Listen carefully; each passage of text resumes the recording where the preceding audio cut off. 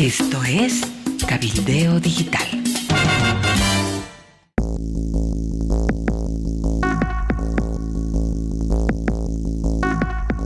Hola, ¿qué tal amigos? Un abrazo cordial para todos ustedes. Le doy la bienvenida a Cacho Herrera.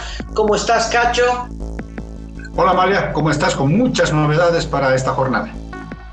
Bueno, mañana es el paro de Santa Cruz por los resultados del censo. En el oriente continúa el fuego, ya los bomberos han bajado los brazos. Miles, millones de animales que se han perdido y sigue el fuego sobre millones de hectáreas, no miles, millones de hectáreas. Bueno, hay varias otras novedades. Una de ellas es que en el Alto hoy no hay paros ni bloqueos. La razón, el fútbol. Estaremos hablando de Marcet, estaremos hablando de Honduras y el narcotráfico, en fin, un montón de temas apasionantes. Cacho, ¿por dónde empezamos? ¿Te parece si comenzamos por Santa Cruz? Santa Cruz de alguna manera tiene varias aristas, una efectivamente la que tú has mencionado, del paro cívico de 24 horas dispuesto para este viernes. Amalia, después de 2 años, Santa Cruz va a un paro, en este caso de 24 horas.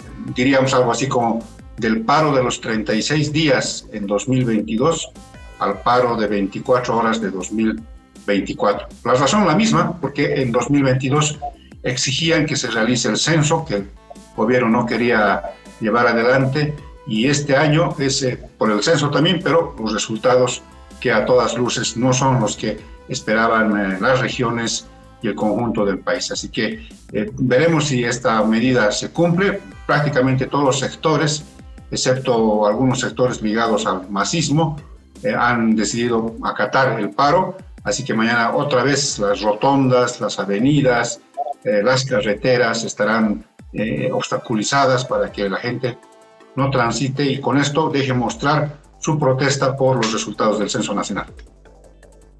Una de las estrategias de los gobiernos autoritarios, dictatoriales del siglo XXI, estos como Maduro, es que cada vez que la oposición llama a una marcha, también el gobierno convoca a una paralela.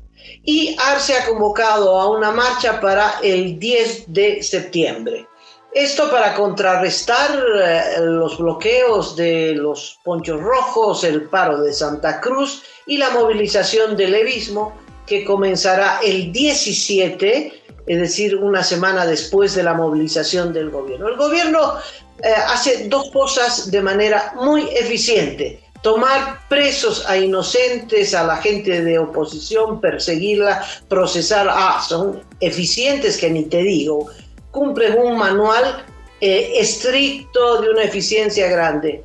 Y la segunda es organizar marchas, ¿no? Organizan marchas, gastan tu plata, mi plata, la plata del pueblo, porque esas marchas no son gratis. Y entre tanto, el oriente del país, Cachito, está sumido en el fuego. No cientos, sino millones de hectáreas se están perdiendo. Y ya Defensa Civil, los bomberos voluntarios han levantado las manos porque el fuego les ha ganado. Hay una sequía horrorosa, además hay impunidad. No sé si te acuerdas que agarraron a unos criminales con unos turriles de gasolina que no era para movilizar vehículos, sino para que incendiar el bosque. Pues los han liberado, Cachito, están libres, ¿no? Eso sí, están libres. Y el fuego va arrasando animales, árboles. El bosque no es un árbol, es el bosque. La Chiquitanía está ardiendo y ya no se puede ver a determinada distancia, muy cerca, no se puede conducir, y los vuelos están suspendidos, no en Viru, pero sí en el resto de los aeropuertos. Tú tienes los detalles.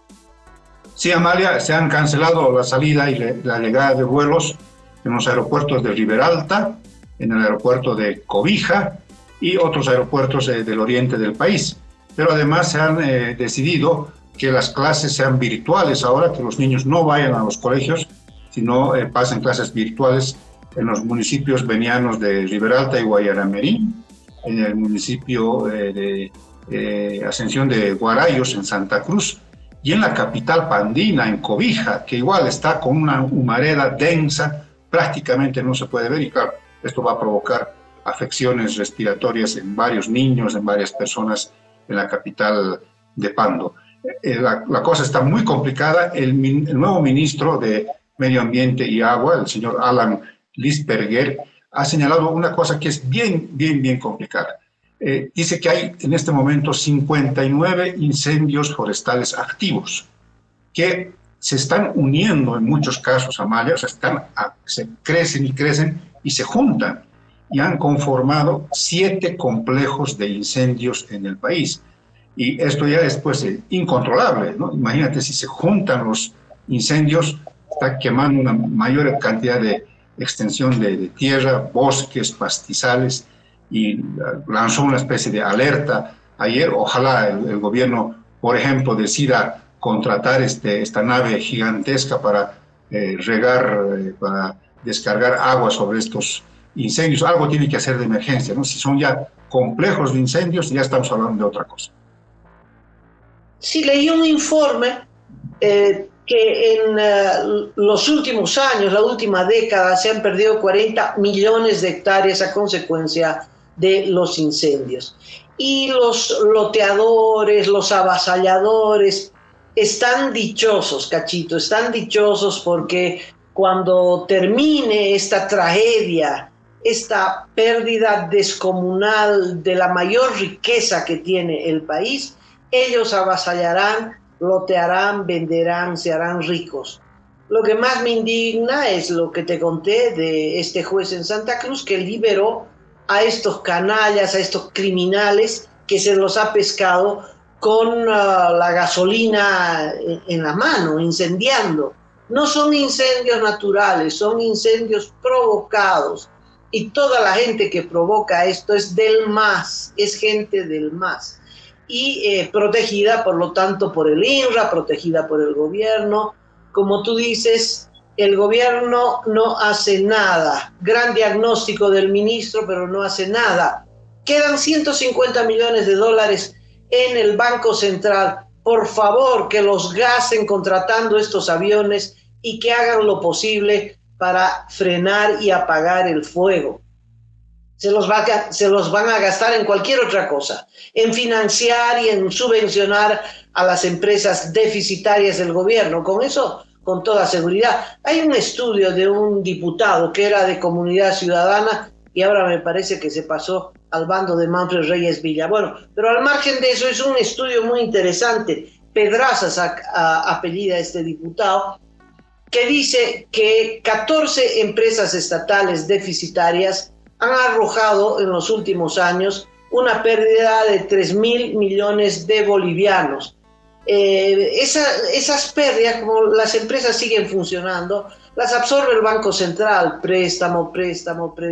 Bueno, paren de financiar el desastre y inviertan, por favor, en frenar el fuego en el oriente.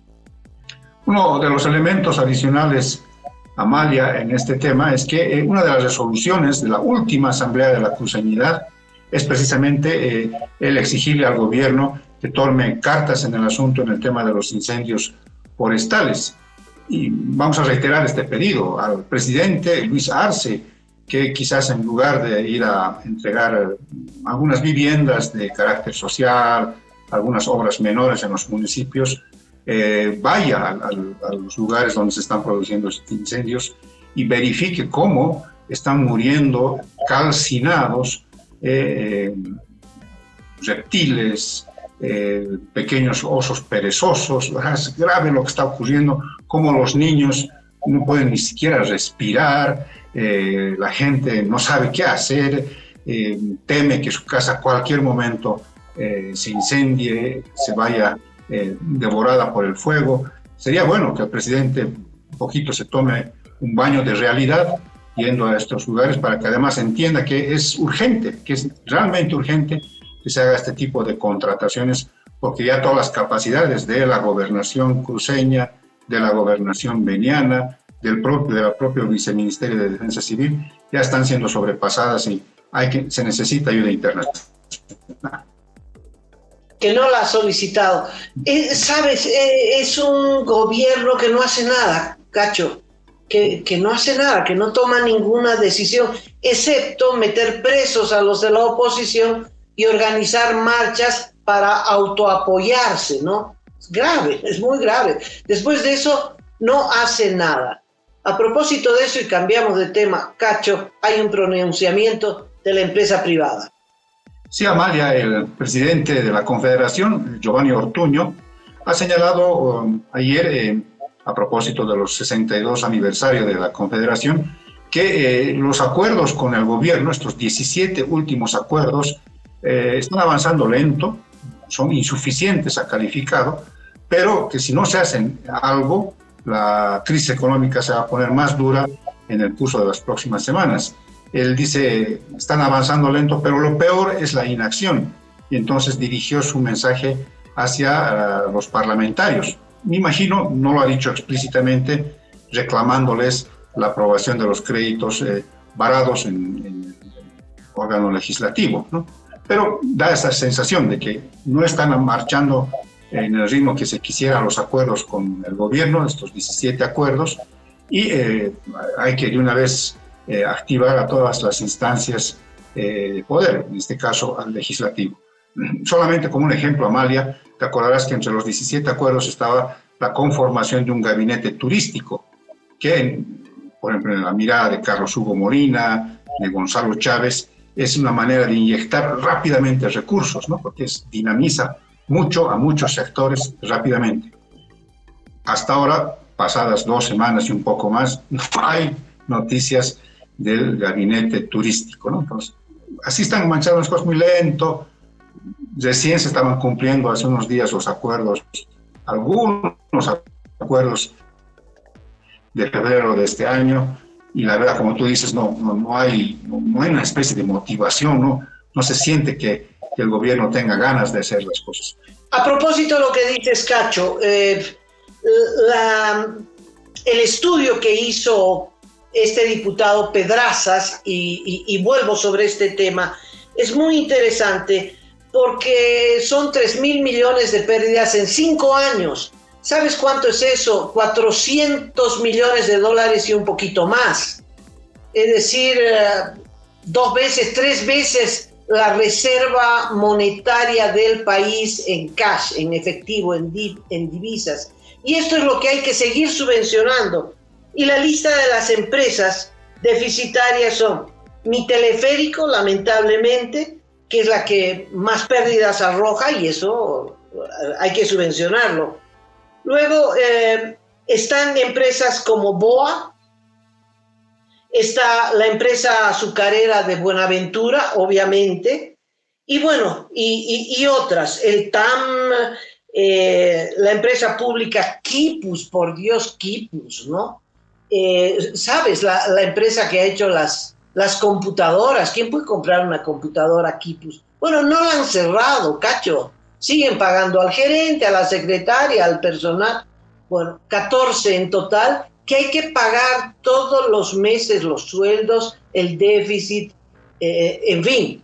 ¿De dónde sale eso? De nuestros impuestos, de la reserva monetaria. Y esa es la inacción del gobierno, ¿no? Deja el desastre, deja correr. Es como el fuego. Es exactamente, yo creo que los incendios dibujan de cuerpo entero al gobierno. Empieza el fuego, no hace nada, crece, no hace nada, y estamos ante la pérdida de una de las riquezas más grandes del país y del planeta, y no le importa.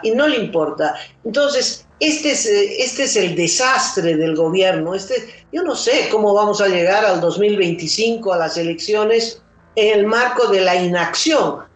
Este grupo de empresarios al que tú mencionas, huele un poquito oficialista, ¿no?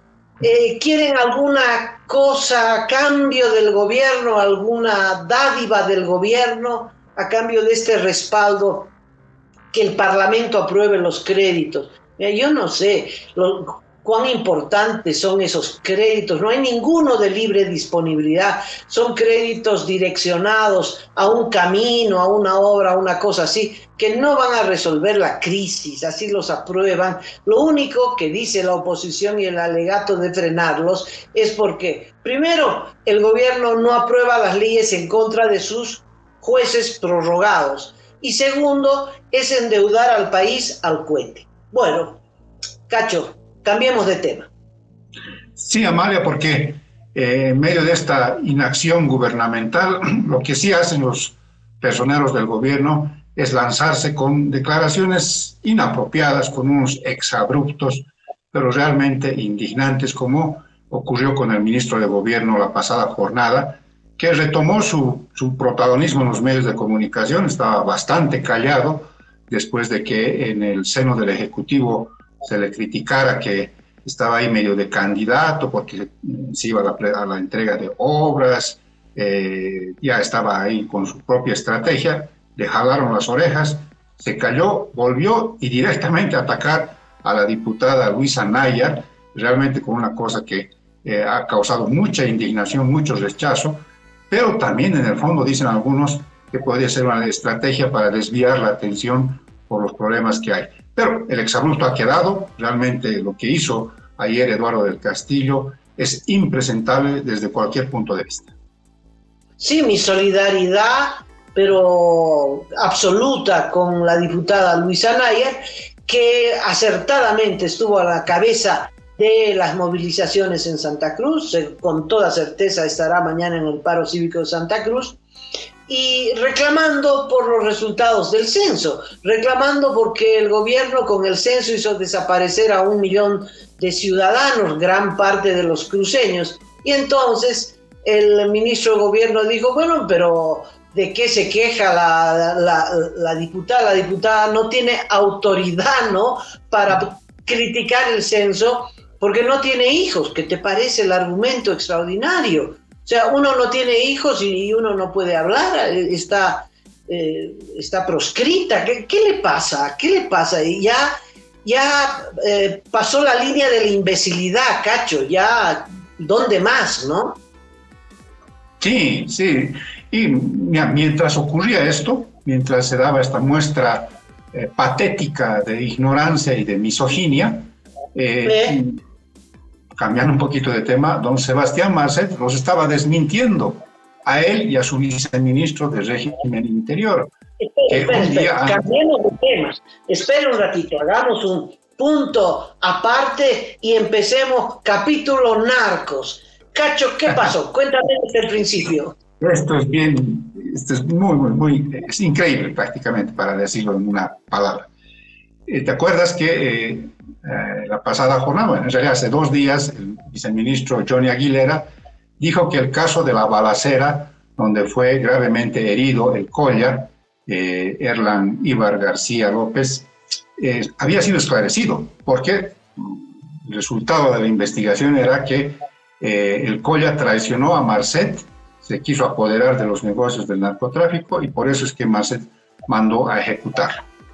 Entonces, para Aguilera eso estaba resuelto y ya no había nada más que hablar. Bueno, resulta que Marcet, a través de su abogado, el señor Morato, se comunicó con el diario cruceño El Deber. Un contacto muy breve y el abogado dijo, a nombre de Sebastián Marcet, quiero decir que no tiene nada que ver.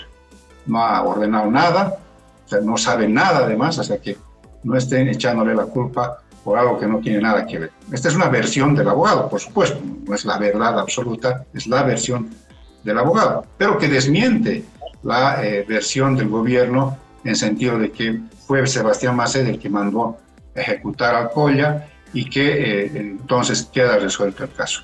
Hay mucho que investigar, entonces cobra mucha fuerza esta hipótesis que tú mencionabas ayer, de que no solamente es el sistema judicial el que está protegiendo a los narcos, en este caso a Marcet y toda su organización, sino que también hay protección gubernamental, porque claro, cerrar así a topa y tolondras el caso, como que dar por resuelto el asunto para que ya nadie investigue sobre el tema, es una forma de protección, por supuesto que sí. Sí, de oscurecer la investigación, ese odio a la verdad, ¿no?, que viene desde Venezuela y cruza por todos estos gobiernos. Cacho, se produjo la balacera. En la balacera, en realidad no hubo balacera porque no hubo intercambio, solamente fue un atentado, ráfagas contra el vehículo en el que se movilizaba el Colla, que debía estar en Palmasola y estaba ahí en Cotoca, ¿no? Haciendo negocios de narco. Bueno, el atentado mata al chofer, 5 disparos contra el Colla, no muere al instante, que el objetivo era sin duda matarlo. ¿Será porque no pagó o será para quitarle sus negocios? Mira que de manera paralela aparece esta pista de aterrizaje, 9 avionetas, rarísimo, el gobierno acaba de enterarse, ¿no? El único detenido del caso es una señora, porque el carro quedó paralizado ahí con las balas, los muertos, los heridos, y en fin. Entonces hay una mujer que está ahí en la escena afuera, ¿no?, dentro de la vagoneta afuera, y entonces llama a la policía, asiste a al herido, trata bueno, ahí está, ¿no?, tratando de ayudar. Es la única detenida, Cacho. Es que... Sí, había otras 2 personas en el asiento posterior del vehículo, sí, que al parecer ellos responden, sí, también con disparos de arma de fuego a los atacantes. María Fernanda, que es la detenida, llega por una llamada telefónica que le hace precisamente el Colla para que vaya a auxiliarlos. Sospechosamente ella saca varias cosas del vehículo, parece que son entre papeles, me imagino que quizás dinero, algunas o armas de fuego, y entonces ella, junto con esas cosas, lleva a el Colla a una clínica muy prestigiosa en la ciudad de Santa Cruz.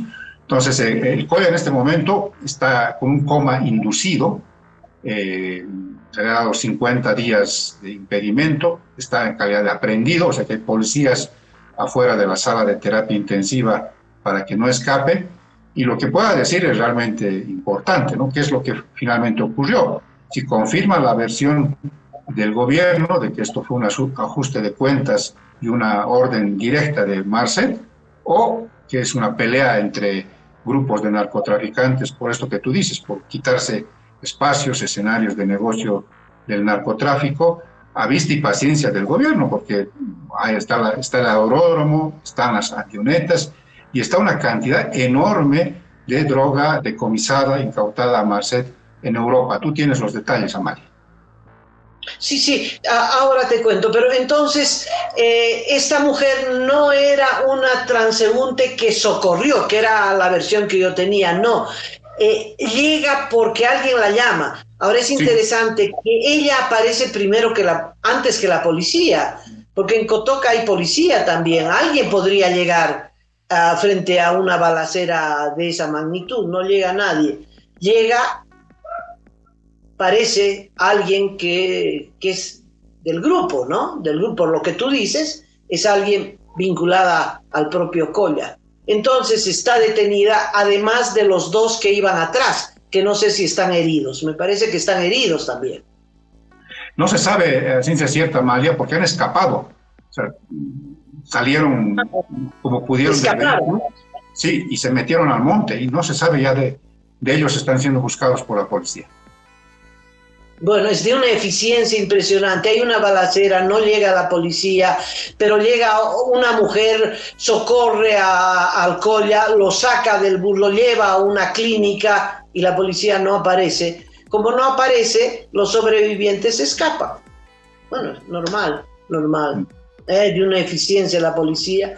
Bueno, te cuento, droga de Marcet. Parece que el clan Marcet funciona y sigue funcionando. Primero que es capaz de desmentir al gobierno boliviano, llama periodista del Deber, dice no tengo nada que ver en esa matanza. Lo que significa que no hay ruptura con el Colla y que el Colla seguía operando para Marcet. Bueno, En el Paraguay hay una noticia sobre la incautación de casi 4 toneladas de droga en Portugal. Llega un barco con harina de soya, y debajo de la harina de soya casi 4 toneladas, 3,6 toneladas de cocaína. ¿De dónde partió este embarque?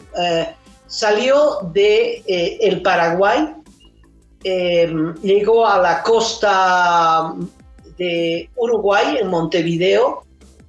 Revisaron los contenedores, Cacho, revisaron los contenedores en Uruguay, en Paraguay también no había nada, solo había harina de soya, pero la policía de Paraguay dice, después de la revisión, el barco donde se metieron los contenedores todavía se queda en el puerto de Montevideo 2 días más. O sea, primero revisan, pero el barco se queda. Y luego se hace una escala, me parece, no sé dónde, y termina en Portugal y caen las 4 toneladas por alerta del Paraguay. Bueno, ¿qué dice la policía del Paraguay? Es droga de Marcet, lo que significa que es un clan que está operando. ¿Y de dónde va a salir esa droga, Cachito? ¿De dónde va a salir? De Bolivia. ¿De dónde más va a salir? Sí, es droga que se produce en Bolivia y que también es droga que está viniendo del Perú, que tiene esta ruta, ¿no? Entra a Bolivia y sale por Paraguay o por Brasil rumbo al Atlántico, ¿no? Pero hay más novedades, Amalia, de temas de narcotráfico, esta vez vinculadas con la presidenta de Honduras, la señora Xiomara Castro, que ha tomado una decisión que ya hubiera querido tomar, por ejemplo, Evo Morales. A ver, ¿de qué se trata, Amalia? Bueno, la presidenta de Honduras se llama Xiomara Castro, es esposa de José Manuel, no sé si José, pero Manuel Zelaya, que fue presidente de Honduras, se vinculó al socialismo del siglo XXI con aliado de Chávez por entonces, y le dieron un golpe y lo sacaron de la cama en pantulas y lo sacaron, un golpe parlamentario, y fue destituido. Bueno, eso como antecedente.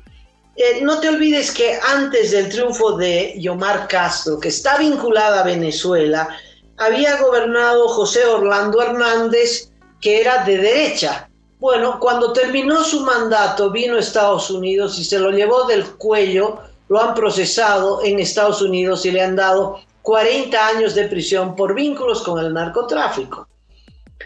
La señora Castro hizo campaña en contra del narcotráfico y ganó las elecciones, y es un gobierno vinculado de la línea de Maduro, muy hermanada con el régimen de Maduro. Bueno, resulta que en los últimos 2 días se pronuncia y dice: vamos a romper el tratado con Estados Unidos de extradición, tratado que permitió que se lo llevaran al expresidente Hernández. No se sabía muy bien a qué respondía esto. Bueno, saltó la perdiz, Cacho. Hay unos narcovideos que se publicaron, en realidad son 2 narcovideos. Un primer video que lo da a conocer la Embajada de los Estados Unidos en Honduras, que muestra al cuñado de la presidenta, hermano de Mel Zelaya, que era viceministro de Defensa, además del comandante de las Fuerzas Armadas de Honduras, con Diosdado Cabello en Venezuela. Diosdado Cabello es el comandante de la droga del clan de los Soles, ¿no? Entonces, bueno. Y el segundo video que lo grabó los propios narcos antes de las elecciones de la señora Castro, está el hermano de Zelaya, que era el viceministro y además parlamentario, con la cúpula del narcotráfico. No puedes creer, los cabecillas de los clanes que operan en Honduras, hablando de cuánta plata le van a dar para financiar su campaña electoral. Entonces está claro que fruto de este escándalo, que la señora Castro, presidenta de Honduras, se defiende y dice, me quieren hacer golpe de Estado, me quieren hacer golpe. Bueno, tendría que renunciar después de este video. Lo concreto es que rompe el tratado de extradición para defender su propio pellejo, para que no se la lleven a ella también, ¿no? Bueno, hay otros dos detalles complementarios, Amalia. Uno que tiene que ver con una reunión que habría tenido varios miembros del gobierno de la señora Castro en los últimos días con Vladimir Padrino, jerarca del chavismo, que también es parte, se dice, del cartel de los soles, ¿no? La embajadora de Estados Unidos en Honduras le hizo saber a la presidenta su extrañeza, su preocupación por esta reunión con Padrino, ¿no? Me imagino también, si es que no saben de qué se trató la reunión, pero para expresarle su preocupación. Y el segundo detalle, Amalia, es que el juzgado que condenó a José Orlando Hernández, expresidente de Honduras, por narcotráfico a 45 años de prisión, es el mismo juzgado que ha solicitado la extradición de Maximiliano Dávila aquí en Bolivia. O sea que más o menos ya sabe don Maximiliano Dávila lo que le puede ocurrir si es que llega a manos de este juzgado de Nueva York que condenó una especie de sentencia histórica a un expresidente hondureño por delitos de narcotráfico. Está condenado a 45 años, prácticamente va a morir en la cárcel el expresidente de Honduras por temas de narcotráfico. Cacho, no es Dávila el que está en peligro. Dávila es el principio. Detrás de Dávila el riesgo es Evo Morales. Ese es el punto, ¿no? Y claro, te imaginas al expresidente de Honduras, 40 años, 45 años, y los vínculos con Venezuela, esa es la esencia, ¿no? El narcotráfico ha tomado un estado poderoso que antes producía petróleo y que ahora es la punta de lanza de la exportación de cocaína. Tú no te explicas cómo es que Venezuela puede sobrevivir si no es con negocios ilegales, tanto del oro como del narcotráfico. Y esta reunión, entiendo, es posible que se hubieran reunido con Padrino también, pero con Diosdado Cabello, ¿no?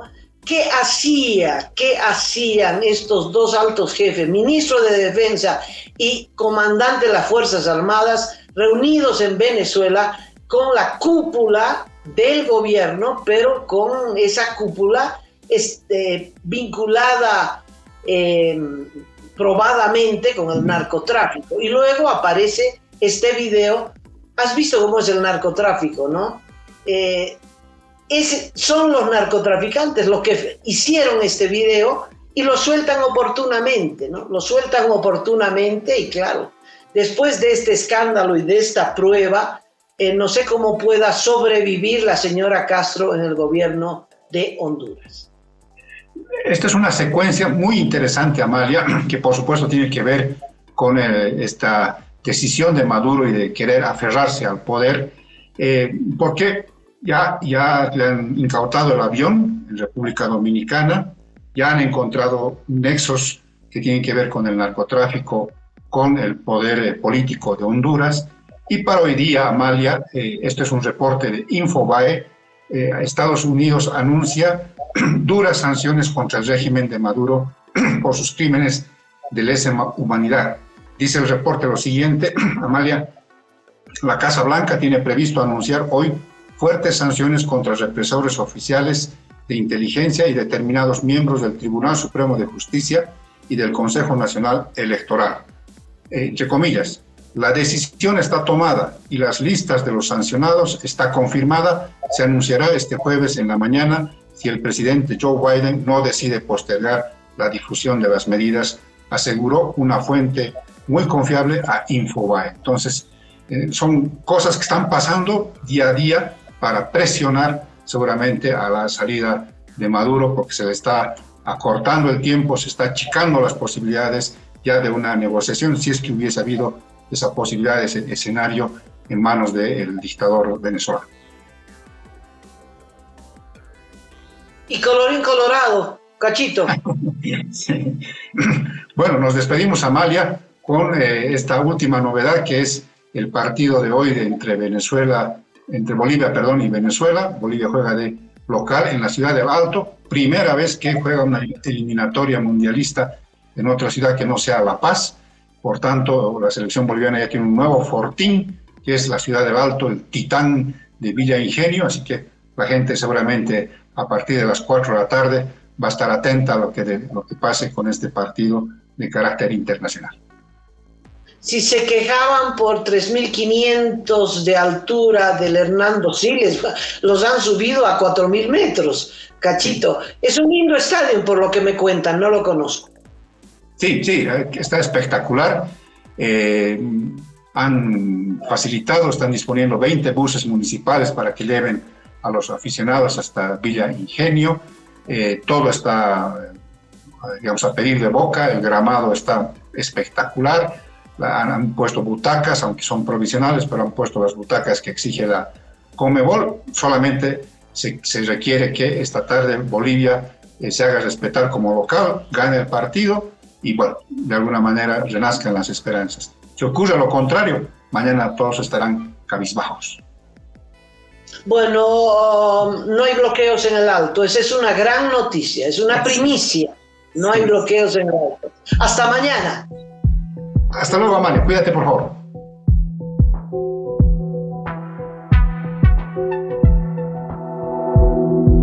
Aporta a Cabildeo Digital y apoya al periodismo independiente.